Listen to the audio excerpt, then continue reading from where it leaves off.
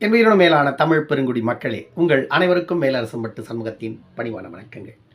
அன்பு உறவுகளே, நம்முடைய சேனலை நீங்கள் பார்ப்பது இதுவே முதல் முறையாக இருந்தால் நம்முடைய காணொளிகள் தொடர்ந்து உங்களுக்கு வர வேண்டும் என்றால் உடனே சப்ஸ்கிரைப் செய்து கொள்ளுங்கள்.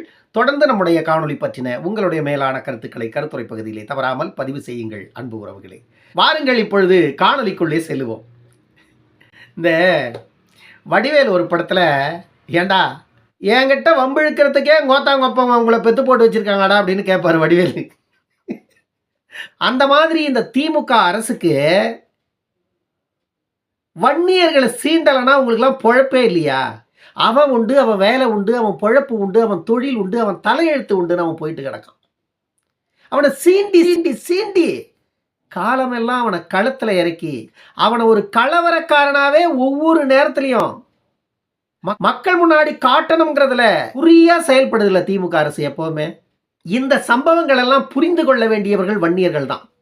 ஏன்னா 1989 இன்று 2024 35 ஆண்டுகளுக்கு முன்பு மருத்துவர் ஐயா அவர்கள் திருவண்ணாமலை மாவட்டம் நாயுடுமங்கலம் கூட்ரோட்டில் ஒரு மிகப்பெரிய அக்னி கலசத்தை 1989 வன்னியர் சங்கம் துவங்கப்பட்டு 1987 மிகப்பெரிய போராட்டத்தை நடத்தி அந்த போராட்டத்தின் மூலமாக 108 சமூகங்களுக்கு இடஒதுக்கீடை பெற்றுக் கொடுத்து அந்த இடஒதுக்கீடை பெற்றுக் கொடுத்ததின் அடையாளமாக மருத்துவர் ஐயா அவர்கள் கையால திறந்து வைக்கப்பட்ட ஒரு மிகப்பெரிய வன்னியர்களின் அடையாளம் அந்த வன்னியர் கலசம். ஏண்டா உங்களுக்கு வயிறெல்லாம் பற்றி எரியுது? அடையாளம், எங்களுடைய அடையாளம், வன்னியர்களின் அடையாளம். நாட்டில் எவ்வளவோ பேர் அடையாளமற்ற மனிதர்களாக வாழ்ந்து கொண்டிருக்கிறார்கள். அவர்களை போய் கேளுங்க, நீங்கள் யாருன்னு. அவங்களுடைய பூர்வீகம் என்னன்னு தெரியாது, அவங்களுடைய வரலாறுகள் தெரியாது, அவர்கள் யாரு, எங்கிருந்து வந்தாங்க, அவர்களுடைய இனம் என்ன, அவர்கள் எந்த குழுவை சார்ந்தவர்கள், அவர்கள் எந்த இனக்குழுவை சார்ந்தவர்கள் என்று தெரியாத எத்தனையோ இனக்குழுக்கள் இன்றைய உலகத்தில் வாழ்ந்துட்டு இருக்கான். ஆனால் வன்னியர்கள் அடையாளம் அப்படி அல்ல. வன்னியர் என்பது ஒரு மிகப்பெரிய ஒரு இனக்குழு. அந்த இனக்குழுவின் அடையாளம் தான் இந்த வன்னியர் கலசம். ஏண்டா உங்களுக்கெல்லாம் பத்தி எரியுது? யாரு பிரச்சனைக்கடா வரான் வன்னிய? அதை சொல்லுங்கடா முதல்ல. அவன் சுயமரியாதையோடு, சுய கௌரவத்தோடு, சுயமரியாதையோடு, தன்மானத்தோடு வாழறான். பிச்சை எடுத்து திங்கிறான்டா அவன். நான் சொல்றேன், பிச்சை எடுத்து திங்கிறான். ஆனா மானத்தை இழக்க தயாரா இல்லாதவன் வன்னிய. அப்படிப்பட்ட ஒரு சமூகத்தின் அடையாளத்தை அழிப்பதற்கு இந்த ஆட்சியாளர்கள் ஏன் அப்படி துடிக்கிறீங்கன்னு கேட்கிறேன் நான். மருத்துவர் ஐயா என்பவர் எவ்வளவு பெரிய போராளின்னு இந்த தமிழ்நாட்டு அரசுக்கு தெரியும். அவர் ஒரு கண்ணை அசைச்சார்னா நீங்க ஆட்சி நடத்த முடியாது. மருத்துவர் ஐயா கண்ணை அசைச்சா நீங்க ஆட்சி நடத்த முடியாது. அது தமிழ்நாட்டில் இருக்கிற ஒவ்வொரு அரசியல்வாதிக்கு தெரியும்.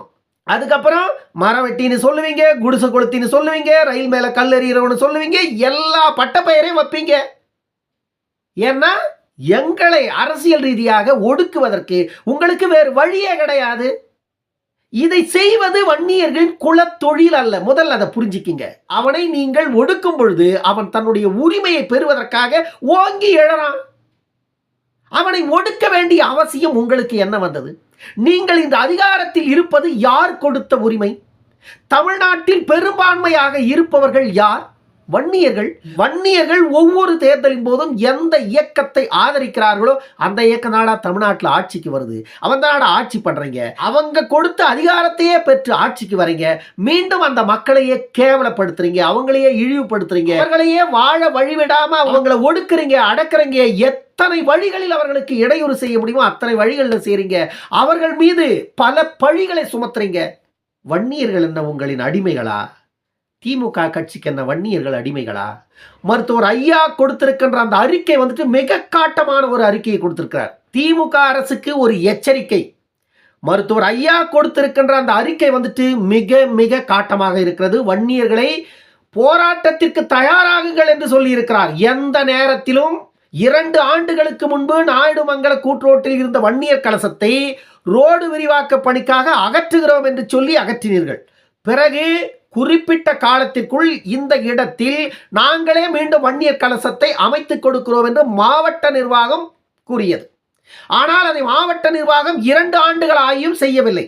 ஆகையால திருவண்ணாமலை மாவட்ட செயலாளர் ஏந்தல் பக்தா அவர்கள் தலைமையில தான் வன்னியர் கலசத்தை மீண்டும் அந்த இடத்தில் நிறுவி இருக்கிறார் நேற்று காலை. ஆனால் நிறுவியவுடன் காவல்துறை அதிகாரிகள் உடனடியாக அந்த இடத்துல போயிட்டு பாட்டாளி மக்கள் கட்சியினரை அனைவரையும் கைது செய்து கொண்டு போய் ஒரு மண்டபத்தில் அடைச்சிருக்கீங்க.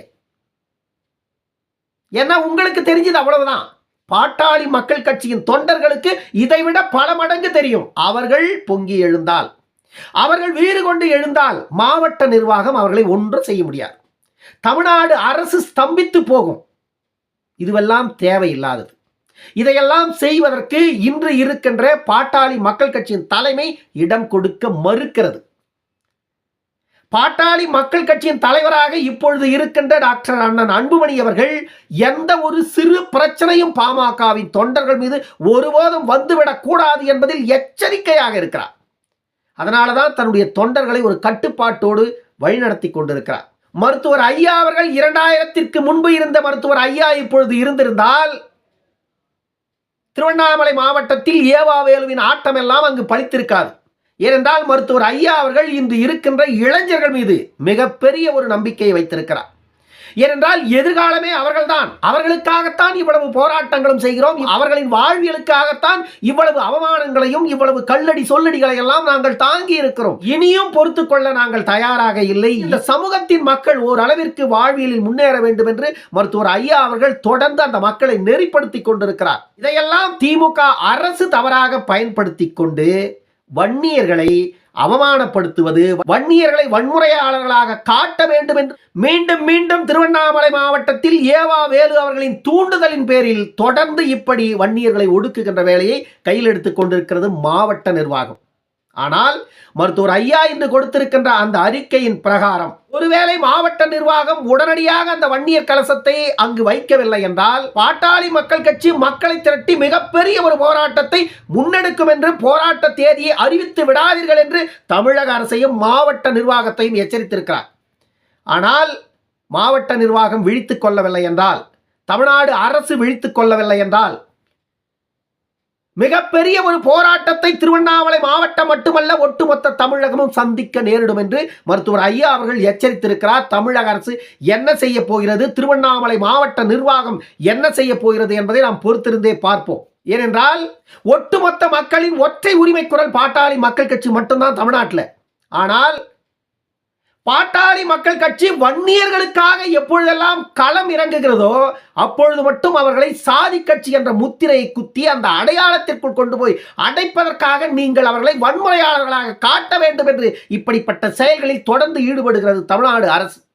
இதில் திருவண்ணாமலை மாவட்டத்தில் ஏவா வேலு அவர்கள் திட்டமிட்டு இந்த செயலை செய்து கொண்டிருக்கிறார். தொடர்ந்து நடக்கின்ற பட்சத்தில் திருவண்ணாமலை மாவட்டத்தில் ஏவா வேலு அவர்கள் அவருடைய அடையாளத்தையே இழக்கின்ற ஒரு நிலை ஏற்பட போகிறது. தொடர்ந்து ஏவா வேலு அவர்கள் வன்னியர்களுக்கு எதிராகவே தொடர்ந்து செயல்பட்டுக் கொண்டிருக்கிறார். இதை நாம் பல ஆண்டுகளாக பார்த்து வருகிறோம்.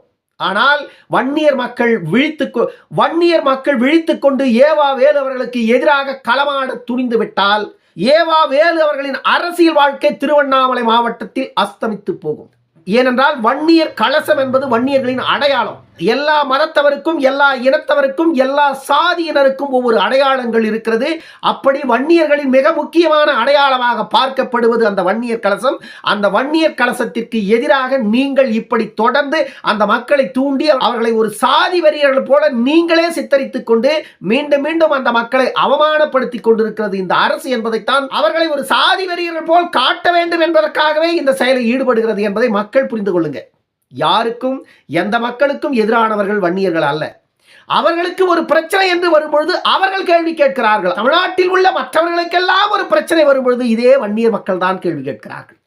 ஆனால் வன்னியர்களுக்கென்று ஒரு பிரச்சனை வரும்பொழுது அவர்கள் மட்டுமே கேள்வி கேட்கிறார்கள். அப்பொழுது மற்றவர்கள் எல்லாம் சேர்ந்து அவர்களை சாதி வெறியர்கள் என்று சொல்லுகிறீர்கள். ஆனால் அவர்கள் அரசாங்கமும் மற்ற சமூகத்தவரும் மற்ற சாதியினரும் அவரை ஒடுக்கும் பொழுதும் அடக்கும் பொழுதும் அவர்களை என்ன செய்தாலும் அவர்கள் அடங்கி ஒடுங்கி முடங்கி போனால் சந்தோஷப்படுவீர்கள் இல்லையா? அதற்கு ஒருபோதும் வன்னியர்கள் இடம் கொடுக்க மாட்டார்கள். காரணம், மானத்திற்கும் ஈனத்திற்கும் தன்மானத்திற்கும் சுயமரியாதைக்கும் வாழுகின்ற கூட்டம் அது. திமுகன்ற ஒரு அரசியல் கையேந்திகள் இருக்காங்க இல்லையா தமிழ்நாட்டில், அவங்க பேச்சுக்கு மட்டும்தான் பேசுவான். நாங்கள்லாம் சுயமரியாதை இயக்கத்தை சார்ந்தவங்க, எங்களுக்கு தன்மானமும் சுயமரியாதையும் இரு கண்கள் அப்படின்லாம் பேசுவாங்க. ஆனால் தன்மானமும் சுயமரியாதையும் இரு கண்களும் இல்லை, ஒரு கண்ணும் இல்லை. ஏன்னா எல்லா கண்ணும் நொல்ல கண்ணா போய் இன்னைக்கு தன்மானம்னா என்ன, சுயமரியாதைன்னா என்ன, அது எந்த கடையில் விற்கிதுன்னு கேட்குறான் திமுக காரன். அது எந்த கடையில் விற்கிதுன்னு திமுக தலைவர் ஸ்டாலினே கேட்குறார். அந்த நிலையில் திமுகவோட லட்சணம் இருக்குது.